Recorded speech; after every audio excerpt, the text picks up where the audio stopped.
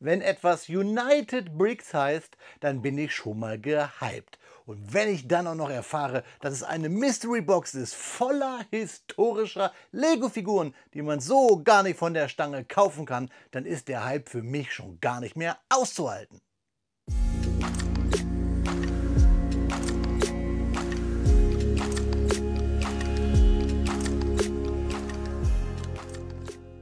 Willkommen in der Noppenplätzchenscheune.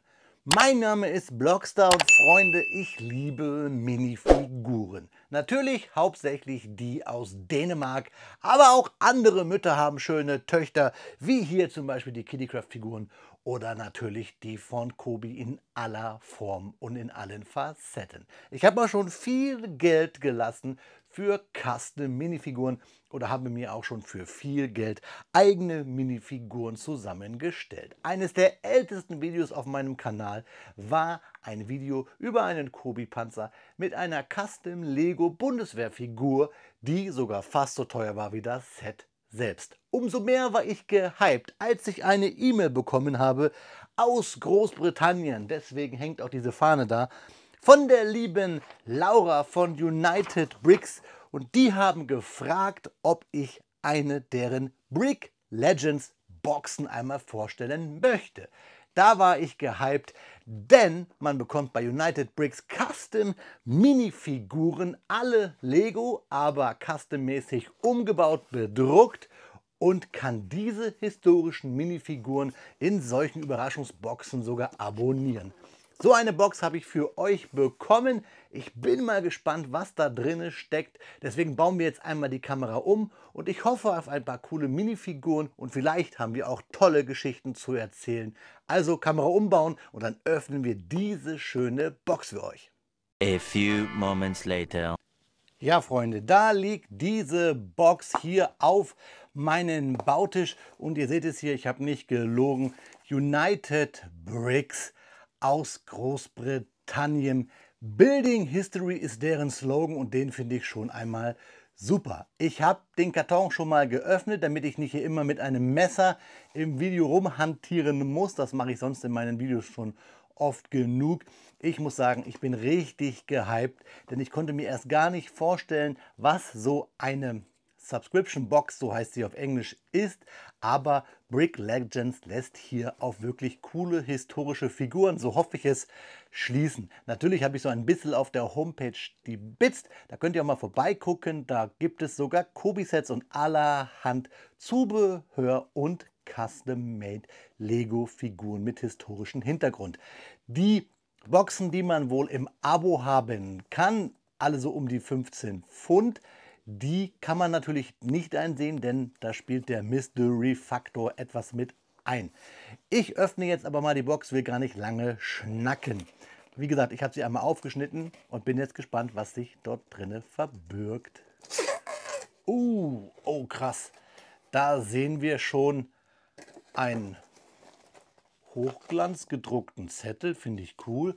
Und blaues Papierschnipselchen, das kennt man eigentlich sonst in grün, von ja, Osternestern zum Beispiel. Finde ich schon mal cool. Und dann haben wir hier den Brief. Dear Blockstar, we are excited to share with you a great selection of our minifigures that really showcases what we have to offer. Das finde ich schon mal cool.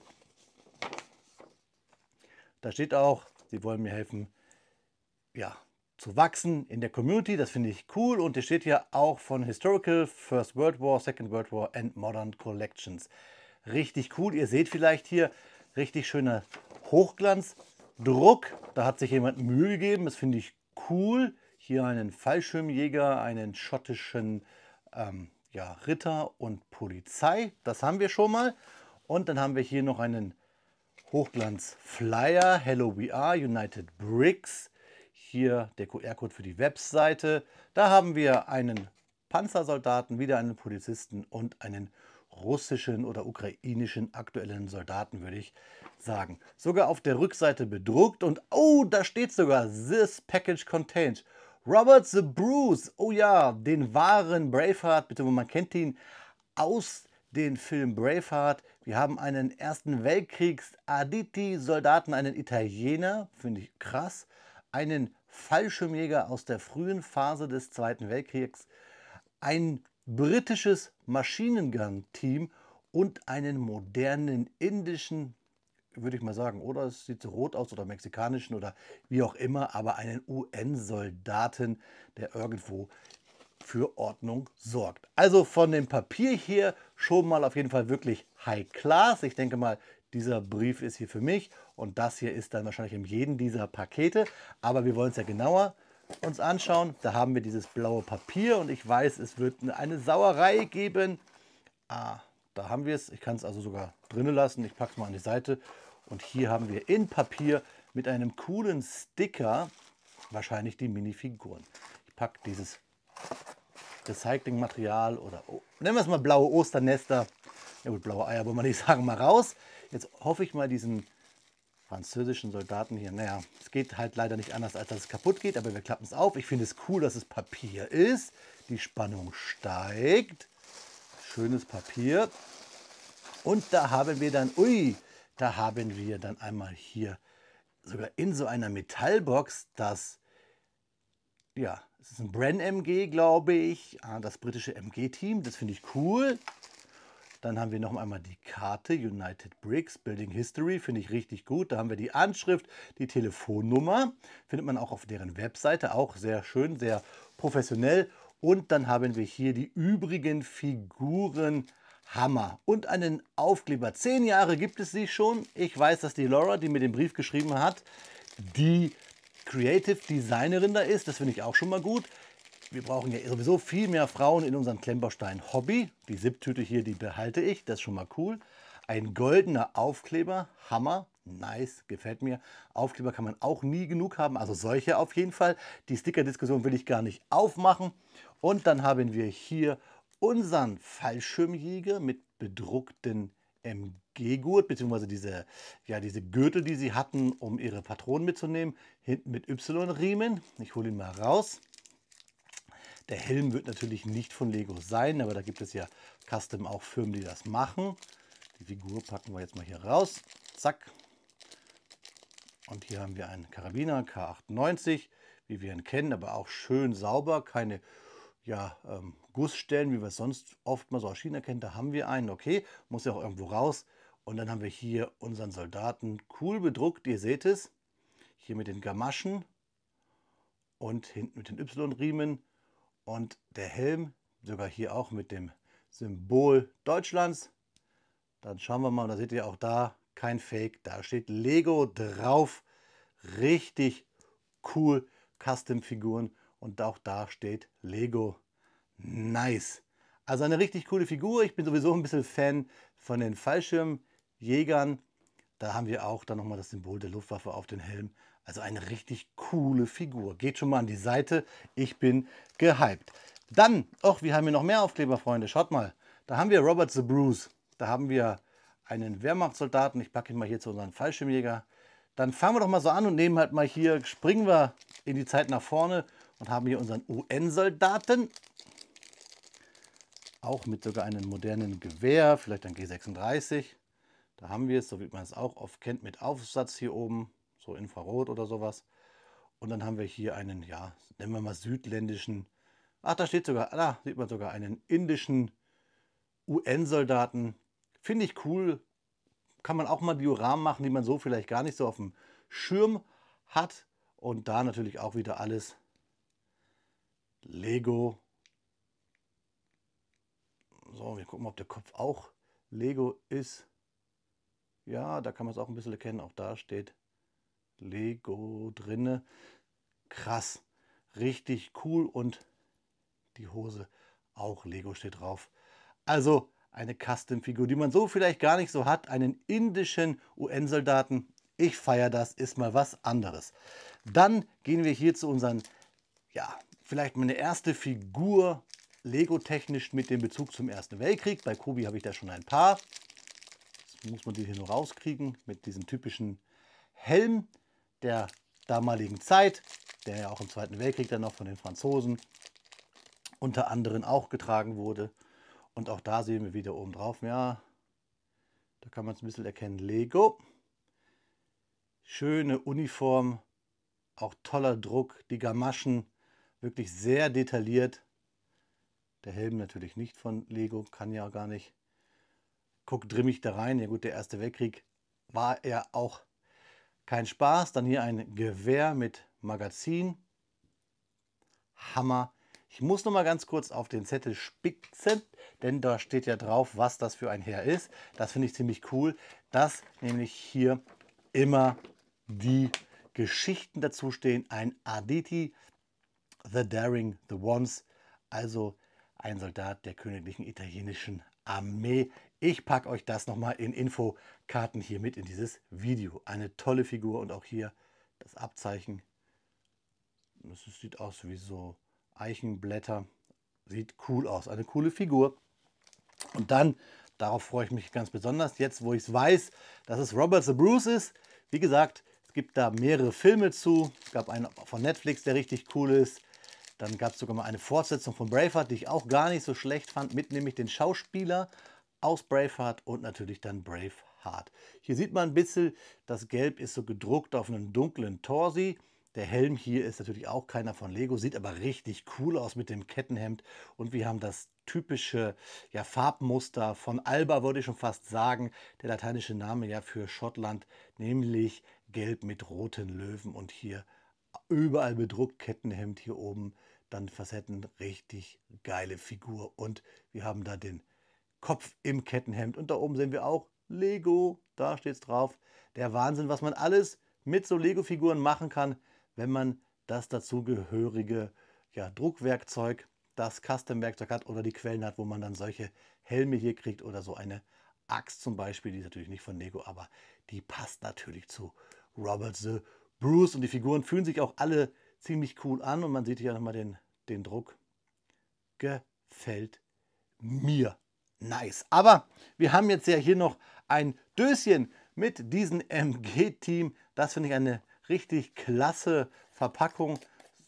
Erinnert so ein bisschen an Pomade. Und dann haben wir hier unsere zwei Soldaten mit den typischen Brody-Helmen. Da haben wir den Herrn in diesen typischen Khaki. Guckt interessant rein. Hat hier auch Munitionstaschen und eine Koppel. Und hier der Herr auch mit brauner Jacke und auch Munitionstaschen und diesen typischen Oberlippenbart, den man so bei britischen Soldaten auch verortet. Hinten dann Rucksäcke und auch hier am Kopf lässt sich so ein bisschen, da kann man es jetzt nicht so gut erahnen, da kann ich jetzt nichts lesen, aber da haben wir wieder Lego und bei den Hosen wahrscheinlich auch wieder, ja, da auch richtig nice und dieser Brody-Helm, so, die Figur da rein und hier der Herr genauso. Wir gucken mal. Wieder sein Hals. Lego. Und die Hose auch. Na. Auch richtig cool. Ja, aber da fehlt noch was, nämlich das MG. Das haben wir hier. Auch in einen Zipbeutel können wir zusammenbauen. Sind sogar zwei Waffen. Nämlich einmal von Lee Enfield, müsste es dann ja sein eigentlich.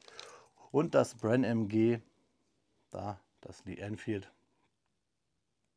Mit diesem typischen Magazin. Gab es ja auch im Ersten Weltkrieg schon, ähnlich wie den Karabiner 98. Und dann hier das MG mit hier vorne, andersrum, mit sogar 3 Beinen. Passt natürlich, passt natürlich gut im Format, würde ich sagen, zur Minifigur. Ob das jetzt maßstabsgetreu wäre, müsste man mal gucken. Ich habe ganz viele solcher Minifiguren. Ich kann es euch mal zeigen.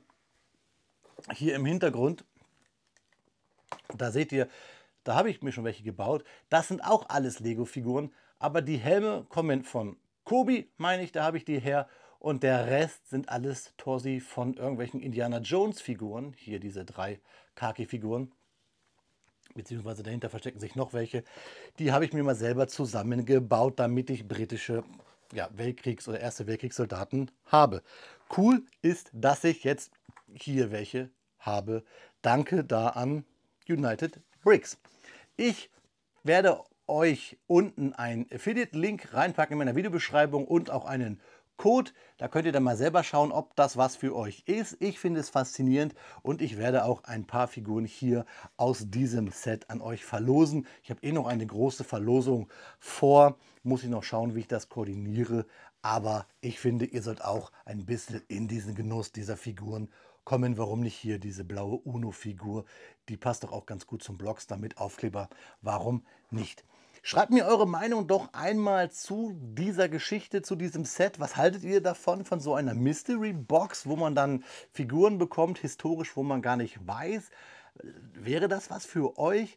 Ich finde es interessant für mich, so als Hobby-Geschichtsvermittler, Historiker kann man ja gar nicht sagen, aber als Vermittler, der findet sowas klasse, sich dann einzulesen. Also jetzt hier für diese Figur zum Beispiel, da habe ich richtig Bock, das euch gleich rauszusuchen.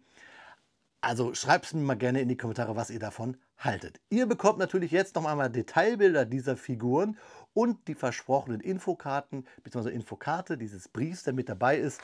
Und dann schauen wir uns zum Abschluss, das ist dieser Brief, den ich hier meine, natürlich noch einmal in die Augen, liebe Freunde. Ich bin gehypt, alleine schon wegen der Verpackung, finde ich super. Ja, Freunde, wie versprochen bekommt ihr hier ein paar Detailbilder dieser wirklich coolen im UV-Druck hergestellten Minifiguren. Und wenn diese Detailbilder-Show zu Ende ist, bekommt ihr wie versprochen auch noch einmal Infokarten, wo ich zu jeder Minifigur historische und auch produktionstechnische Fakten hinterlegt habe, also wie diese Figuren produziert wurden oder werden, halt mit einem UV-Drucker. Sehr spannendes Thema, da hätte ich auch richtig Bock drauf, wenn das nicht so teuer wäre. Und deswegen sind natürlich auch diese Figuren hier, ja, nicht Einzelanfertigung kann man nicht sagen, sie werden ja verkauft, sie werden auch in vielen anderen Shops verkauft. Wenn ihr nämlich jetzt denkt, so, oh Mist, UK und Porto Versand, man kann diese Figuren auch kaufen. In der Schweiz zum Beispiel, bei Brick Soldier, kennt vielleicht jeder, der sich mit historischen Lego-Figuren auseinandersetzt. Oder bei Brickissimo in den Niederlanden, wo man ja auch zum Beispiel Brickmania und sowas bekommt. Und was ich richtig cool finde bei United Bricks ist, dass man dort auch Kobi kaufen kann und dass sie sogar einen Laden haben. Dort bekommt man dann sogar Airfix-Modelle, kennt ihr vielleicht von früher, zum Anmalen, so wie Revell, eine englische Firma mit viel Tradition. Ihr bekommt dort Kobi, ihr bekommt dort sogar Mega Construct und sie haben auch die typischen Tabletop-Games, also Warhammer und so weiter. Also all der Nerdkram, auf den ich wirklich stehe. Schade, dass ich nicht in Schottland wohne, dann wäre ich dort sicherlich Dauergast, wobei ich auch ganz gerne hier in Süddeutschland bzw. in Deutschland in der Mitte von Europa wohne.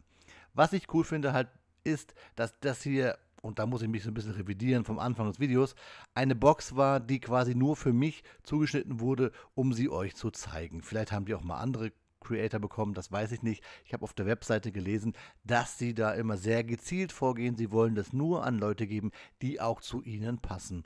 Und deswegen ist, glaube ich, der Kanal Blockstar hier genau der richtige, weil deren Slogan ist Building History und bei mir ist es ja irgendwie genauso und deswegen schaut ihr ja auch zu. Schaut wirklich gerne mal auf der Webseite unitedbricks.com vorbei. Dort findet ihr nämlich alle Infos zu diesen Figuren. Wie gesagt, die liegen alle immer so pro Figur zwischen 10 bis 15 Euro, so ein Doppelpack dann auch mal bei 30 Euro, was, glaube ich, bei wirklich so Custom-Made-Figuren Lego auch der Standardpreis ist. Aber wenn ihr da mehr Erfahrung habt, schreibt mir das gerne unten in die Kommentare. Was ich richtig cool finde, ist halt trotzdem das Thema dieser Mystery-Boxen, die man dort im Abo bekommt. Dort sind dann Aufkleber drin, eine Trading Card zu diesem Thema und halt eine Minifigur. Und wenn ich das richtig gesehen habe, und ich will gar nicht spoilern, für November 2025 ist es ein deutscher, ich glaube Generalfeldmarschall mit einer, ja, sehr markanten Mütze mit einem Totenkopf drauf aus dem Ersten Weltkrieg. Ich glaube, ihr wisst schon, wen ich meine. Man sagt, er war der letzte Husar. Solche Sachen finde ich richtig cool. Ich hätte da auch richtig Bock drauf, historische Sachen zu drucken. Der Wahnsinn. Die haben dort Römer, die haben die schottische Geschichte, was ja irgendwie logisch ist. Analog zu Kobi haben die auch Herr Nelson zum Beispiel als Minifigur. Ein Set, was ich von Kobi für euch ja auch noch bauen werde. Also schaut wirklich gerne mal bei der Webseite vorbei. Und wenn ihr euch wirklich entscheidet, dort mal was zu kaufen, wie gesagt, das soll ja kein Werbevideo sein, sondern ein Informationsvideo. Ich habe euch unten in der Videobeschreibung ein Affiliate-Link gepackt, womit ihr meinen Kanal auch unterstützen würdet. Die Figuren werden dann nicht günstiger oder teurer, aber für euch günstiger mit dem Rabattcode Blockstar. Damit ich nämlich weiter solche Videos machen kann und ich feiert diese Figuren hier wirklich, sind für mich irgendwie ein bisschen der Goldstandard. Bin ich natürlich auch ein bisschen darauf angewiesen, dass so ein Video hier einigermaßen gut geguckt wird. Ist ja, glaube ich, ganz normal. Und versprochen, und das werde ich auch noch ein paar Mal jetzt im Laufe des Restvideos erwähnen, wir verlosen ja auch ein paar Figuren aus diesem Review für euch. Also schaut gerne vorbei bei United Bricks. Und jetzt, Freunde, schauen wir uns zum Abschluss noch einmal in die Augen, wo ich sicherlich einen Teil dessen, was ich hier gerade sage, wiederholen werde. Und wenn euch das jetzt hier zu kurz war und ihr diese Infokarten euch nochmal in Ruhe angucken wollt, weil es wirklich sehr viel Text ist, dann pausiert doch einfach gerne das Video, liebe Freunde. Bevor es aber weitergeht, noch ganz fetten Dank an die Kanalmitglieder, die mich monetär unterstützen, an alle Abonnenten, an alle Zuschauer und jeder, der nur irgendwie mal einen Daumen hoch lässt, einen Kommentar schreibt oder über den Blogstar redet. Vielen lieben Dank, das kann man gar nicht oft genug sagen. Ihr seid die allergeilsten. Ja, Freunde, da ist das Video schneller zu Ende, als dass wir noch über ein paar Sachen sprechen müssen. Natürlich sind solche handgemachten Minifiguren und bei so einem kleinen Unternehmen wie United Bricks muss man ja hier wirklich vom kleinen Kunsthandwerk sprechen. In dieser Auflage nicht ganz so günstig, wie das vielleicht ihr kennt von solchen Minifiguren-Klonen, nicht von Lego aus China. Und soweit gehört natürlich auch, dass es hier natürlich Accessoires gibt, wie hier diese Pistole oder das Maschinengewehr, meine ich, die auch aus China kommen, denn solche Helme und solche Waffen baut ja Lego nicht, wenn wir hier schon Lego Torsi haben, die bedruckt sind. Mir gefällt es, weil ich bin Fan der Lego Minifigur, der originalen Lego Minifigur. Ihr da draußen, und das hoffe ich, habe ich im Video rübergebracht, könnt Fan sein von was ihr wollt. Ich verurteile da niemanden. Ich hoffe nur, ihr könnt meine Begeisterung etwas teilen für solche coolen Minifiguren. Und dass das nicht hier nur ein reines Marketing-Dings ist, könnt ihr einfach daran sehen, wenn ihr einfach eines meiner allerersten Videos anschaut. Ich habe das euch vorhin schon erwähnt.